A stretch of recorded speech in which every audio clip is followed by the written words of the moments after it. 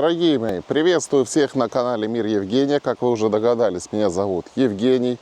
Мы на берегу Северского Донца. Пока что у нас такая погода нестабильная немножко. Рыбка плохо ловится из-за того, что перепады давления, ветер меняется постоянно, поэтому пока на рыбалочку не выбираемся. Но по просьбе многих, друзья мои, в последнее время часто задают вопросы про мой велосипед. И прошло какое-то время, наверное, с год, как я записывал про него ролик. И давайте расскажу историю, как, из чего и так далее это все получилось. Купил я этот велосипед в 2013 году в Луганске фирмы Giant Revel 2 2013 года модель. Ну, тут, правда, от него осталась только практически рама, задний переключатель, я даже не знаю, что. Все остальное уже поменено. Вилка уже новая стоит, воздушка уже, это третья по счету. Вторую я поставил воздушку китайскую недорогую на мамин велосипед. Есть видео на канале. Здесь Santur Xpen стоит воздушка. Покупал я на свой страх и риск на Озоне ее из Китая. Обошлась она мне тогда 13 тысяч. Резина у меня везде стоит антипрокольная. Кстати, для электровелосипедов советую. Забыл, что такое проколы. То есть это резина, получается, с такой пластиной утолщенной в самой резине. То есть не только корд там, а и еще такая пластинка идет. Привез я этот велосипед сюда в 2015 году, чтобы ездить на рыбалку. Сначала он у меня был просто педальный, без мотора. И ездил, но было, конечно, тяжеленько. Если просто съездить в город и назад там за покупками, то, в принципе, проблем никаких не было. Но, конечно, когда ездил на рыбалку, то уже было проблематично. Уставал, особенно с ночевкой и так далее. И тогда начали появляться доступные электромоторы, аккумуляторы, и решил собрать. И велосипед, сначала у меня привод был спереди, сейчас этот привод со всей атрибутикой перекочевал на мамин велосипед. А я купил себе задний привод немножко помощнее. Это редукторный мотор. Одноступенчатая там планетарка стоит, и в одной стороне обмотка. В пике он развивает там чуть больше киловатта, но так ездить нехорошо, потому что идет перегрев. И у меня было дело, видите, у меня теперь здесь смотка идет, потому что у меня просто расплавился разъем от такой езды, поэтому нельзя выставлять эти моторы на максимальную мощность. Сейчас он у меня развивает где-то 750 ватт. Это ток где-то 16 ампер, 16-15 ампер. Контроллер расположил я снаружи, потому что он греется. В этом проблема многих этих всех самокатов и так далее. Особенно если вы вставляете максимальный ток, то понимаете, что оно может сильно греться. Поэтому расположил снаружи. Здесь у меня идут разъемы спрятаны, здесь провода смотаны, здесь стоит выключатель у меня. Да, на самом деле это мотор номиналом 500 ватт. И, в среднем, наверное, он так и ест. Скорость велосипеда получается где-то, если против ветра ехать, километров 30 он, наверное, едет. Если в горочку, то километров 20-25. По прямой так он едет где-то 30-35. Если ветер вам в спину, то может и до 45 где-то разгоняться. Вот такой этот велосипедик мой. Сумку я поменял, видите, сумка теперь большая. Здесь больший аккумулятор, получается 8 рядов. Нет, вернее 13, не знаю как сказать, 13 на 8, короче говоря. То есть получается это у нас, 8 рядов по 13. То есть 48-вольтовый аккумулятор, который в пике имеет вольтаж 54,6, при полном разряде он состоит из элементов 21700, поэтому полный разряд там 30 с небольшим вольт. Соответственно, мощность немножко падает при полном разряде. Не немножко, прилично даже, так сказать. И хватает этого аккумулятора, наверное, не знаю. Если ветра не будет и по прямой ехать, наверное, может и на 100 хватит, не знаю. Как рассчитывается мощность, собственно, и насколько вам хватит вашего аккумулятора. Вот смотрите, мощность у вас потребляемого двигателя возьмет, допустим, 500 ватт среднюю, да? И скорость при этом у вас будет где-то, условно, возьмем 30 километров в час. Вот считаем. Аккумулятор у вас, получается, идет, ну вот у меня где-то, возьмем пусть 30 ампер, он там чуть больше, округлим, чтобы понятнее было. 30 ампер, возьмем средний вольтаж 48. То есть это где-то получается 1,5 киловатта. Вот считайте, то есть едем мы с мощностью 500 ватт, а у нас 1,5 киловатта. То есть на 3 часа хватит со скоростью 30 километров в час. Вот мы получаем пробег 90 километров. Ну, будет чуть больше. Соответственно, вот так вот считается все. И многие вот производители, они дурят, говорят, что вот у вас там двигатель киловаттный. На самом деле он не киловаттный, потому что на киловатте вы не сможете ездить, потому что вы спалите. Потому что контроллеры там стоят 20 амперные, но это в максимуме. То есть 48 умножаем на 22, получаем приблизительно 1000, там чуть меньше, плюс-минус. Ну, на самом деле он уже не 48 полностью заряженный, а 54. Поэтому будет все это сильно греться, и я не советую так это делать. Очень многие наши товарищи вообще сейчас дурят и продают черт знает что. Всегда посмотрите, кроме красивых вот этих сказочных обзоров, посмотрите аналогичные велосипеды на Озоне, на Алиэкспрессе. И я думаю, что вы сильно удивитесь. Кстати, емкости тоже, там обычно у них, ну, 20 ампер максимум. 20 ампер, друзья мои, это очень мало. Это очень мало, особенно если вы хотите ездить 100% километров 100, 150, вам нужно гораздо больше. Вам нужно, наверное, ампер хотя бы от 60. Поэтому, конечно, ну, в таком плане дешевле велосипед самому собирать. Вот буквально недавно я, пользователь, писал в комментариях, я смотрел цены на наборы. Вот смотрите, получается такой набор, как у меня, сейчас без акций. На Алиэкспрессе, кстати, нужно покупать, когда идут акции. Акции сейчас идут где-то 2 раза в месяц, плюс какие-то там распродажи.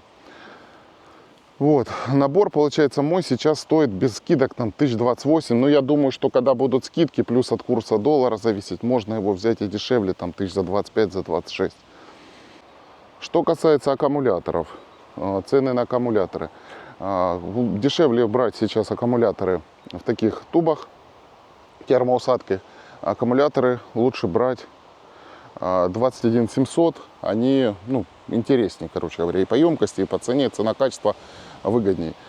Получается, вот я тоже вчера смотрел, 22 тысячи, это без скидок, без ничего, 40-амперный аккумулятор стоит. Это, то есть, тоже вот как у меня 8 рядов. Ну, на самом деле, пусть там будет не 40, пусть там будет 36 где-то так. То есть, это, в принципе, довольно-таки прилично. 2 берете таких аккумулятора, покупаете специальные сумочки, как-то их располагаете, и будет уже прикольно. Ну, можно самому какие-то корпуса, что-нибудь придумать в таком духе. Также, что еще могу про велосипед рассказать. Значит, багажник у меня тут снизу стоит стандартный покупной, но наверх его поставил, видите, с мопеда побольше. Ну, и, понятно, для крепления ремней здесь. Потом такую вот простенькую рамочку сделал и закрепил на ней габаритные огни. И еще один вот, это первый, потом еще добавил такие огни. Работают они от 12 вольт. Вот здесь вот у меня, получается, стоят специальные платы понижающие, которые, получается, понижают, ну, до 60 вольт вольтаж. Ну, у меня там падает он, вы поняли, от 54 до 30. То есть они понижают до 24 вольт. Эти вот фары работают, я там сказал 12, на самом деле они работают некоторые до 24, некоторые до 32, по-моему, с 9 вольт. Они такие с автоматической регулировкой. Ну и спереди тоже. У меня, получается, сначала одну поставил, это у меня, получается, для сумок крепление, но пришлось его усилить, видите, эпоксидкой тут и шнуром замотал. Спицы там поставлял, вот такую планочку сделал тоже, потому что нагрузка на него выросла за счет фары, и он болтался. Вот ближний, это вот сова, которую я всем советую. Вот у нее дальний, ну можно чуть ниже опустить, вот так вот, наверное, лучше. Вот так вот дальний, вот так вот ближний. Так, а вот это у меня другая группа, это чисто ближний. Тут 3 фары стоит. Сейчас велик на подножку поставлю, покажу вам. Итак, друзья, вот так вот у меня светят передние фары. Видите, одна такая много диодов и боковые такие как линзованные. Ну, я сразу включил, чтобы ходовые вот эти боковые горели. Потом сделал отдельный выключатель, чтобы можно было днем включать, чтобы чисто вот эти круги светились. И сзади у меня сразу 3 лампочки. Сначала одну повесил, а потом еще 2. Думаю, блин, чтобы уже вообще здорово было. В общем, вот так вот оно выглядит. Так, сейчас еще сову включу. Вот так вот сова светит белым, а вот так вот сова светит желтым. Это я все сделал после того, как пару раз ночью в ямы влетел, темно, ничего не видно. То есть нужно, чтобы было хорошее освещение. Ну, сумочка моя тканевая уже вторая. Почему тканевая? Потому что сетки при падениях и так далее рвутся, ломаются. Здесь единственное гнется вот эта алюминиевая штука. Ну, ее можно ремонтировать. И здесь вот у меня тоже еще одна фара стоит с 2 режимами, ближний, дальний. Сейчас вам включу с другого видео, как оно ночью все светится. Так, ну, стоят у меня, понятно, рожки для удобства. Здесь у меня стекло, как минимум одно стекло нужно для заднего обзора. Это у меня идет включение фар, 2 выключателя. Здесь у меня стоит зарядка автомобильная. Я тоже вывел гнездо, чтобы в него, как в прикуриватель, поняли, вставлялось. Тоже работает от этих понижающих плат. Ну, крепление для телефона, понятно. Стоит у меня, видите, 2 кронштейна выносных. Ну, немножко тут колхозно все хомутами смотано. Ну, конечно, самодельно красиво делать тяжелее. Ну, наверное, можно сделать красивее. Видите, проводка так висит. Но зато, в принципе, более-менее надежно. И понимаешь, что ты сделал, какая мощность, какая скорость и сколько ты можешь на нем проехать. Да, кстати, еще от родного велосипеда руль, собственно, стоит и вынос.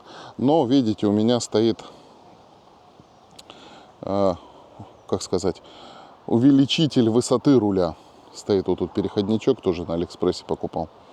Что еще интересно? Ну, у меня еще один здесь провод, вот видите, заложен белый, идет сюда в эту сумку. Когда далеко езжу, то ложу туда 2 аккумулятор. Сумки уже старенькие, надо менять, ну, пока еще держатся. Ну, сделаны они для того, повешены, друзья мои, потому что езжу я далеко, и, соответственно, нужно там возить запаски, инструмент, чтобы можно было, если что, отремонтировать и доехать до места назначения велосипеда. Да, звезда тут изначально была тройная, с переключателем, убрал, поставил одинарную. Пришлось успокоитель цепи ставить, чтобы она не спадала. Вот, крылья, понятно, что поставил, потому что на этих велосипедах крылья нет, передние оно в чем у меня, видите, из нескольких собрано, но зато вроде более-менее грязь меньше летит. Потом еще интересная штука, седло, да, седло покупал на рынке в Луганске, но такие же видел на Озоне, вы знаете, вот уже 3 сезона, отлично работает, все, но, конечно, друзья мои, без вот этой бы штуки она бы хорошо бы не работала. Покупал на Алиэкспрессе. Надо его будет почистить, подмазать. Ну, в принципе, работает. Сантуровский NSX, вот такой вот подсидельник. Работает он довольно-таки неплохо. Сейчас. Как бы вам показать так. Велосипед стоит на подножке. И буду давить, можно сломать. Вот видите, как он работает. Очень хорошо работает.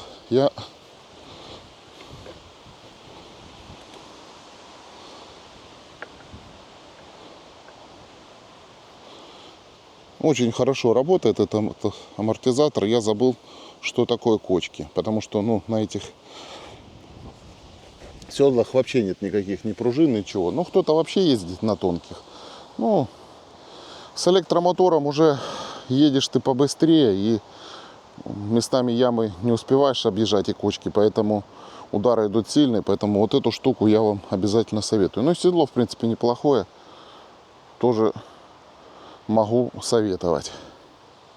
Также у меня вот сигнал есть. Он же, кстати, сигнализация.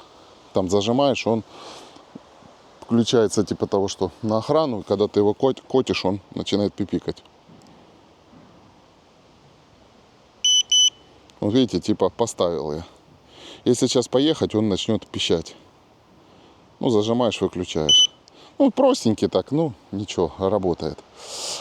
Так, подножка. Подножка у меня стоит центральная, но уже на работе 10 раз ее переварил, потому что родная, она быстро погнулась, вес большой, развалилась, то есть уже ее подваривал, усиливал. Подножки очень мало, друзья, хороших, ничего вам особо советовать не могу. Да, кстати, изначально у меня велосипед был на веб-брейках, сейчас у меня уже стоят дисковые тормоза. Проще было переделать под дисковую механику, потому что те же самые тросики проложить и все. Крепление здесь было на раме, вилку. На родной вилке не было крепления, но сейчас уже крепление поменено, и у меня стоит дисковая механика и спереди, и сзади, 160-я. В принципе, хватает, но вот задний почему-то все время скрипит. С электромотором его еще не очень удобно ремонтировать, потому что, видите, диаметр большой, он практически перекрывает его. Ну, ничего, так работает. Более-менее. Ну и на багажник этот мешок картошки грузил, возил. Правда, было дело, срывало болты, потом ремонтировал. Итак, друзья мои, в заключение видео, что вам хочу сказать. То есть вы поняли тенденцию. В принципе, можно покупать и готовый электровелосипед, но емкости там ограниченные. Будет дороже, да, он будет сделан красивее, аккуратнее и так далее. Если вы хотите создать что-то более, ну как сказать, интересное и понимать, какая у вас будет мощность, какая у вас будет емкость, какой у вас будет пробег, то вы, конечно, собираете сами. Ну а там уже у кого, откуда руки растут, кто как это все спрячет, красиво сделает. Понятно, что можно даже на обычном велосипеде это сделать, конечно, красивее, чем у меня. Но у меня это больше, знаете, как боевой конь, чем какая-то красота для покатушек, показаться там и так далее. То есть этот конь уже прошел даже на этом двигателе уже, наверное, 1005 я уже проехал. На прошлом я проехал больше 10 тысяч. То есть, в принципе, это боевой конь, который меня возит. Да, были какие-то проблемы. Кстати, обычно с электровелосипедами проблема там одна, это проблемы с контроллером. Если двигатель не перегревать, ничего там с ним такое не делать. Кстати, был прикол тоже со временем, ну, смазки много набил. Не надо смазки много набивать, тоже нельзя его перегревать. У меня магниты отклеились на старом движке. Ну, ничего, приклеил, то есть это не есть проблема. Все зачистил, промыл, движок разбирается, в принципе, несложно. В интернете есть видео, как это все, я его уже несколько раз разбирал. Пластиковые шестерни тоже нормально все ходит, подшипники, если не заливаете, тоже можно, там они, в принципе, закрыты, можно изредка там их смазывать без фанатизма. То есть оно все нормально ходит, никаких проблем нет. То есть контроллер только выходит, но опять же, если он у вас перегревается и где-то плохие контакты. Там вот, допустим, вот на вот этих движках, на до 500 ватт, которые вот эти, мне контакты не нравятся, там разъемные такие штекерки, как один другой вставляется, и не очень хорошая, лучше это сразу или вообще брать, запаивать, если оно у вас неподвижно, либо перепаивать на что-то более серьезное, потому что будет это все греться. Тем более, если он у вас на предмаксимальных, если на 500 ваттах ездит, то есть ток где-то там 10 ампер, то нормально. Если у вас ток ближе к максималке и так далее, по-любому все это будет греться. И разъем вот этот, что я вам показывал, да, он не очень надежный. Я не знаю, почему они. Контроллер получается, то есть у нас на 22 ампера в максимуме. Не будем сейчас думать о том, что он греется, там не греется. А вот проводка сама там получается где-то 1,5 квадрата, чуть больше. Ну там, правда, медная, она какой-то этой покрытая, то есть она такая довольно-таки жесткая. Медь с каким-то там покрытием, никелированная или какие-то, то есть она довольно-таки жесткая, не плавится ничего, нагреется, то есть, ну, как отдает воздух это, но все равно она не рассчитана. Почему нельзя было поставить чуть побольше, в общем, ну, такой вопрос. Поэтому, когда вы сами, в принципе, собираете, вы понимаете, что вы собираете. Когда вы покупаете, ну, тоже там уже смотрите, что вы покупаете, в каком виде, и не стоит переплачивать, то есть смотрите обязательно, что есть на Озоне и что есть на Алиэкспрессе. Если будут вопросы, пишите, на все отвечу. Так вроде более-менее велосипед свой рассказал, показал. Понятно, что, наверное, что-то где-то упустил, пишите. Потом еще, может, видео сниму или просто вам в комментариях отвечу. Все, друзья мои, всем крепкого здоровья, мирного неба, хороших вам покатушек на ваших будущих электровелосипедах. Ну и по вопросу выбора, подбора пишите, чем смогу, тем помогу. Все, давайте, пока-пока.